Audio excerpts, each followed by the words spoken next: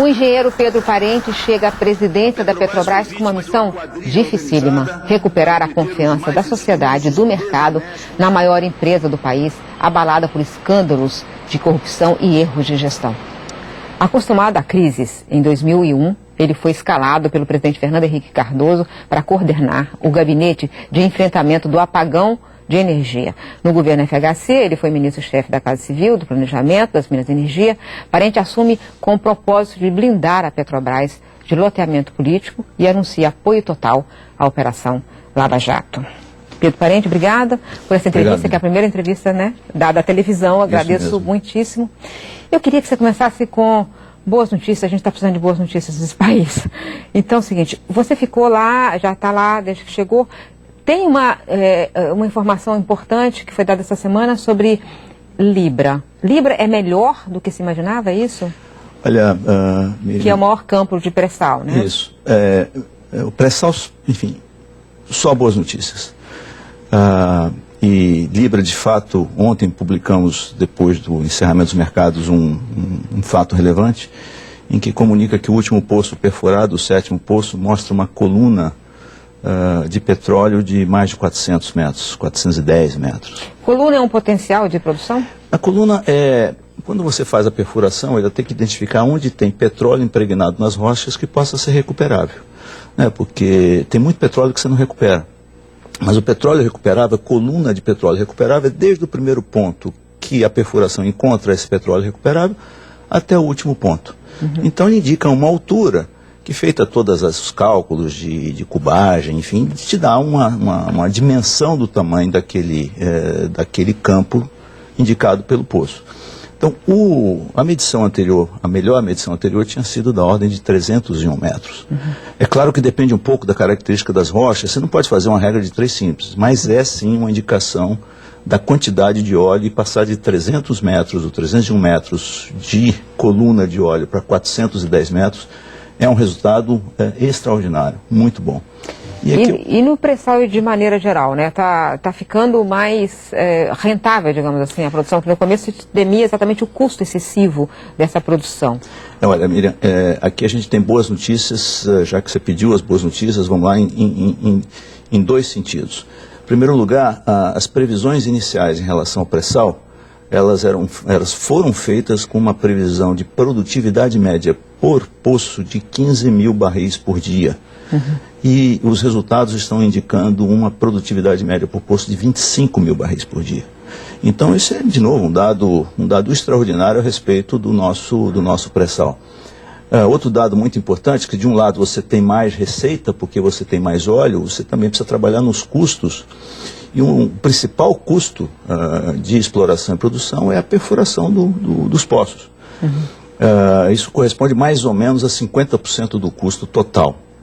E nós reduzimos, em conjunto com os nossos parceiros, né, porque vários campos são com parcerias, nós reduzimos em conjunto com os nossos parceiros a menos da metade o custo de perfuração, quando você calcula isso em termos de dias que são necessários, né? Você sabe que as sondas de perfuração se pagam por dia, valores expressivos, 200, 300 mil dólares, 400, as sondas que, dependendo da complexidade, pode chegar a 600 mil dólares. Então você reduzir o número de dias como a gente gosta de dizer, injeção na veia, tá certo? De redução de custo.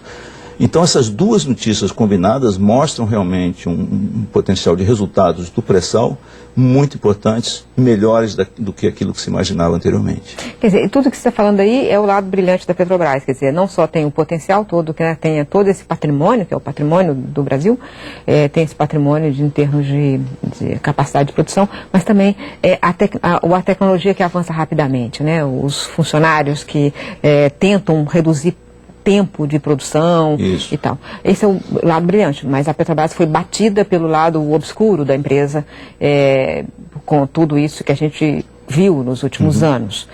E a pergunta que a gente faz aqui no programa é: como é que recupera a confiança da sociedade e do mercado? Porque o mercado perdeu a confiança, mas a sociedade também, que tinha na empresa assim, a melhor empresa do país, né? E de repente viu a empresa colhida nesse vendaval de escândalos de corrupção. Eu acho que tem uma primeira mensagem, é muito importante deixar essa mensagem aqui.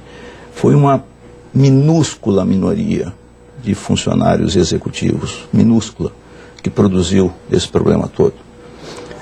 Isso tem duas vertentes aqui para a gente conversar sobre elas. A primeira vertente é que a grande maioria dos empregados, funcionários da empresa é gente decente, honesta, trabalhadora, e que eu tive depoimentos assim dramáticos, porque eu estou fazendo reunião com os colaboradores, já tive em reuniões com mais de 4.000 colaboradores desde que cheguei lá, mas assim, relatos assim, muito dramáticos de pessoas que dizem, eu ando na rua, as pessoas viram para mim, você é Petrobras? Lava Jato, quer dizer, como se todos os funcionários da empresa, desculpa aqui a ênfase, mas é uma coisa importante, fossem corruptos, ladrão. Não são. A grande maioria é trabalhadora, está envergonhada com o que aconteceu. Então esse é um primeiro aspecto. Por outro lado, o fato de que uma pequena minoria, uma minúscula minoria, pôde produzir esse estrago, significa que, de fato, os sistemas de governança e de controle interno da empresa não estavam funcionando. Não estavam funcionando. Quer dizer, uma minoria só consegue fazer isso se alguma coisa não está sob vigilância o suficiente, né?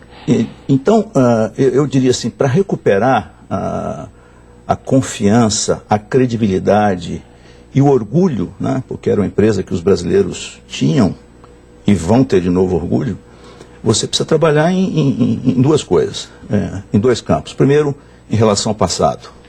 Em relação ao passado, isso aconteceu antes de eu chegar, é importante destacar, foi constituída uma comissão especial de investigação absolutamente independente, liderada pela ministra Ellen Grace, que tem a participação de um senhor americano, que infelizmente não me lembro o nome, que foi responsável pelo trabalho na Siemens, que foi um caso histórico internacional de recuperação realmente da sua governança e todo esse trabalho de recuperação da honestidade, em última instância, dentro da própria empresa. E com o apoio de escritórios de advocacia, tanto um brasileiro quanto um americano, sendo que os dois são reconhecidos pela sua capacidade. Então existe um processo, e fora isso tem as investigações internas da empresa e um reconhecimento explícito dos procuradores de que a empresa, porque foi vítima e nos interessa esclarecer tudo, a empresa tem sido tem tido uma participação muito importante nas investigações e nos levantamentos de linhas de investigação para trazer todos esses problemas à clara, punir culpados, e isso tem todo o apoio da empresa. Esse é um trabalho que é liderado pelo Conselho de Administração e muito bem liderado. Então existe um trabalho que a gente precisa passar por ele, por mais doloroso que seja, que é fazer essa investigação até o fim, entender quem mais estaria envolvido nisso, punir, e esse é um trabalho que está em andamento e vai seguir com todo o apoio do Conselho e da diretoria executiva. Esse é um aspecto da questão. O outro aspecto da questão é lembrar que a gente tem que fazer a empresa se recuperar dos resultados desse processo de roubalheira que aconteceu na empresa e de má gestão, né? Você sabe que vários projetos ex post, alguns deles inclusive populando a mídia com notícias bastante negativas, vários desses projetos eles se mostraram investimentos elevadíssimos e sem qualquer retorno da empresa. Então, quando uma empresa se depara com uma demanda de investimentos da magnitude que foi feito e esses investimentos produzem zero, na realidade, negativo, porque né? Você tem que fazer manutenção. Aquelas duas refinarias foram deixadas de lado e jogadas a prejuízo. Nós passamos recentemente no Comperj. Comperj é uma refinaria que já investimos 13 bilhões de dólares. E não recupera isso? Bom, eu não sei se recupera, Miriam, mas o fato é que hoje ela tem custo de segurança, de manter aquilo ali. E no Comperj, o futuro do Comperj? Vai nós vamos imediatamente nós vamos continuar as obras relacionadas à linha de gás que vem do pré-sal, para a gente aproveitar essa terceira linha importante para os novos campos. Então, a parte do terminal de gás do Comperj vai ser terminada, e você precisa naturalmente de coisas como escritórios, geradores, essas coisas que você tem que ter para as duas unidades, você vai precisar fazer para o gás. Então, esta parte do Comperj, sim, O restante nós não temos previsão. E Abreu e Lima, que começou com 2,5 bilhões de dólares de previsão de custo e chegou em 18 bilhões de dólares. Essa questão da Abreu e Lima é uma questão realmente que chama a atenção por isso que você mencionou, porque eu me lembro que uma das minhas experiências no setor privado, um projeto que tivesse o que eles chamam de overrun, ou seja, um gasto acima do previsto inicialmente de mais de 30%, era razão para uma investigação profunda de muito escândalo dentro do Conselho de Administração. E aqui a gente não viu isso, a gente viu um projeto passar de 2,8 para 17 bilhões, e essas coisas foram sendo aceitas. Eu não estava lá, tem que tomar cuidado com isso, mas eu estranho isso. Eu estranho como é que essas coisas possam ter passado sem que alertas tenham sido levantados no decorrer dessa sucessão de aumento de preços dessa obra. Isso realmente é uma coisa que me chama a atenção. Então, quando você, para voltar ao nosso ponto, como é que a gente recupera isso? Hoje, o resultado desses anos, primeiro de roubalheira e depois dessas obras todas que não produzem resultado da empresa, é uma dívida que está em cerca de 5 vezes a geração de caixa, operacional de caixa da empresa. Pois é, eu quero falar da dívida, a gente faz um intervalo agora, porque assim, se tivesse o problema só de como prevenir corrupção ou apurar o que aconteceu, já era muito trabalho. Mas tem também que salvar a empresa desse desastre do ponto de vista da dívida que cresceu demais. E eu vou te perguntar sobre isso, como enfrentar o endividamento da empresa, que vai ser vendido ou não, daqui a pouco. Vou fazer um intervalo, hoje estou conversando com Pedro Parente, novo presidente da Petrobras.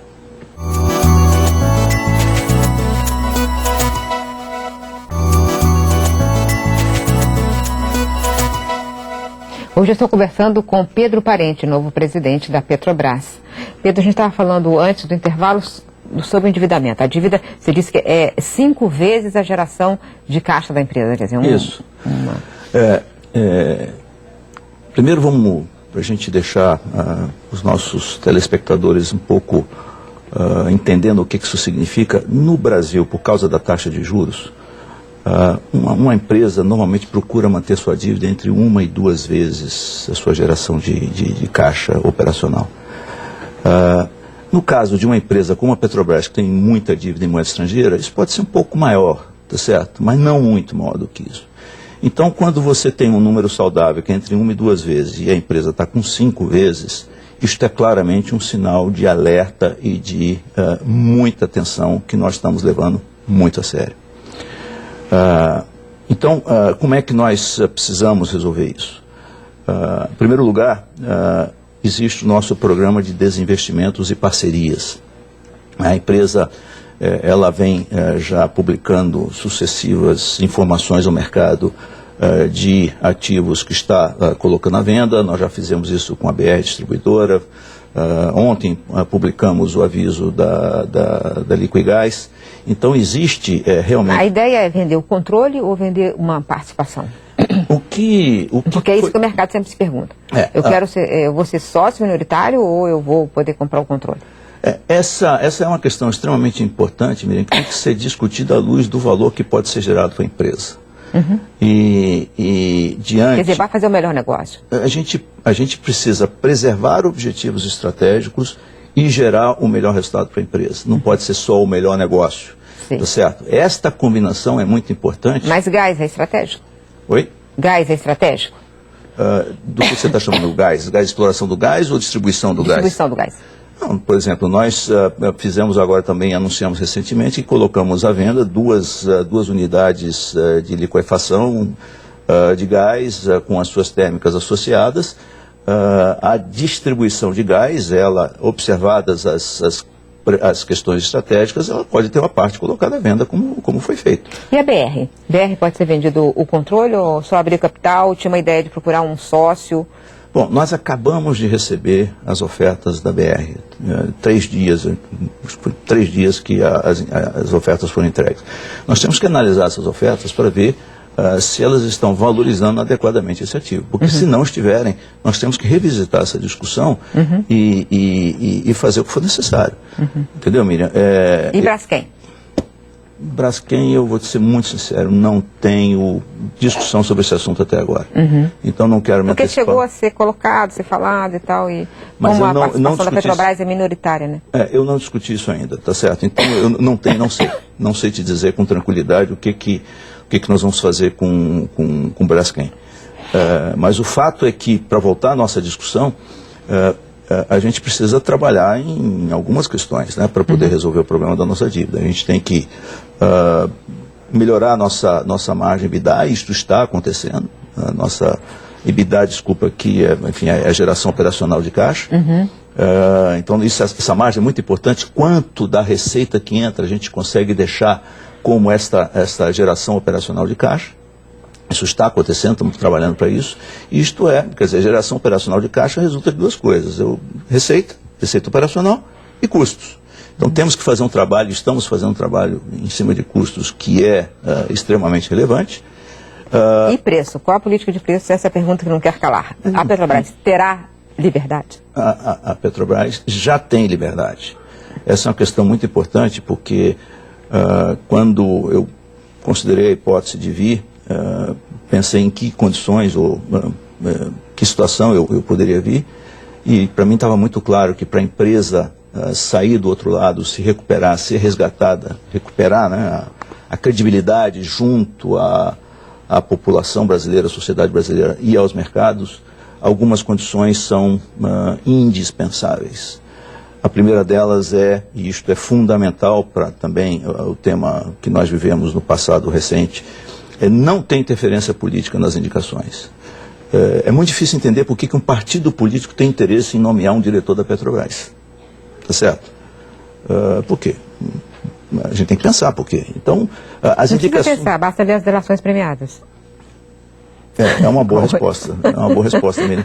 E isto reforça o ponto que eu estou fazendo, é o seguinte: as indicações para a Petrobras são estritamente técnicas, decorrem da necessidade dessas posições de atender os seus objetivos empresariais. Esse é um aspecto.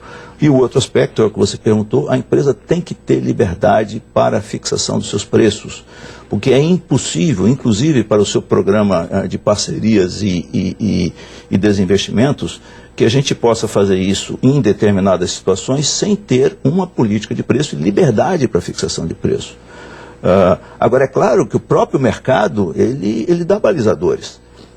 Então, por exemplo, a gente não pode praticar um preço interno muito acima do preço internacional, porque a gente começa, vamos lembrar, o mercado é livre no Brasil, não é só a Petrobras que pode importar, né? Outros entrantes começam a importar e começa a haver um risco de perda de market share. Então o mercado apresenta, ele constitui uma linha de disciplina para que a empresa não abuse da sua política de preço, porque exatamente ela precisa levar em conta sempre essas questões que estão presentes em qualquer empresa quando você fixa os seus preços, né? De um lado a receita, mas de outro lado o market share. Tem uma coisa que você falou logo que você chegou, mostrando a sua posição favorável à mudança da lei do pré-sal, que estabelece, como ela está hoje, ela estabelece que a Petrobras é a única operadora do pré-sal. Então ela amarrou a empresa e amarrou o país, porque se a empresa não tiver capacidade de investir, é ruim para o país. Se a empresa for obrigada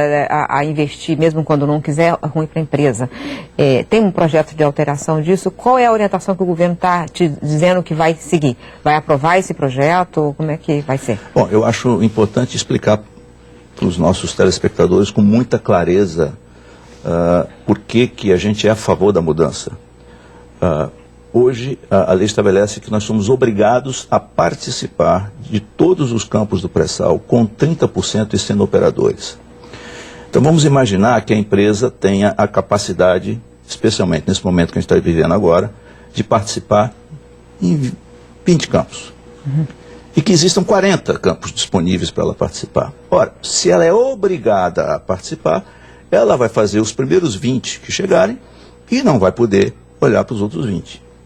Se a empresa tem a opção, o que ela pode fazer à luz do conjunto de informações que ela própria tem, que é uma empresa de altíssima tecnologia e com brilhantismo tem essa tecnologia, desenvolve e tudo mais. Ela sabe e ela pode ter informações sobre quais são os melhores campos e, portanto, pode optar o que vai trazer mais resultado para a empresa e, portanto, para o país, quando ela investe os seus próprios recursos na exploração de campos. Então, aqui há duas razões para essa. A primeira é essa que você falou, a limitação financeira. A empresa, do jeito que está hoje, não tem condições de explorar todos os campos do pré-sal. Não tem. Ponto. Não adianta, não é uma questão dogmática, tá certo? Quem dera pudesse, mas não pode. É uma restrição de fato. A outra é essa questão que é estratégica para a empresa, é o seguinte: direito de escolha para nós é importantíssimo para que a gente possa otimizar os resultados da aplicação dos nossos recursos, que em última instância são recursos dos acionistas, sendo que o principal é o Tesouro Nacional, portanto a própria sociedade brasileira. Então a nossa visão é sim favorável a esse projeto, porque nós achamos, eu quero falar aqui com toda tranquilidade, que não apenas atende os interesses da empresa, como presidente da empresa eu tenho legitimidade para dizer isso, mas como funcionário público de 30 anos de carreira, de dizer que é o melhor para o país também. Na semana passada eu tive aí nessa cadeira, tive a honra de ter a Maria Silvia, e eu fiz uma pergunta para ela que eu quero fazer para você também, que pelo que você está falando, você está olhando como de longo prazo, né? Você está fazendo projetos, você está pensando, está avaliando a empresa, mas o governo é interino. Como é que você avalia o seu trabalho diante da realidade de que é um governo que está, nesse momento é provisório, né? Ele pode se estender ou não, depende do Congresso, mas como é que é trabalhar com um governo que você não sabe nem qual é o tamanho dele? A resposta para mim, Miriam, é simples. Eu tenho que trabalhar com aquilo que eu controlo. Aquilo que eu não controlo é uma informação para mim nesse momento.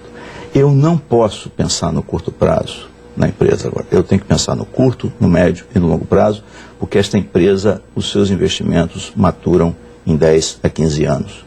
Então, na minha visão, o pior erro que eu cometeria é dizer, vamos aguardar o que vai acontecer no Congresso Nacional, no Senado Federal, em relação ao impeachment.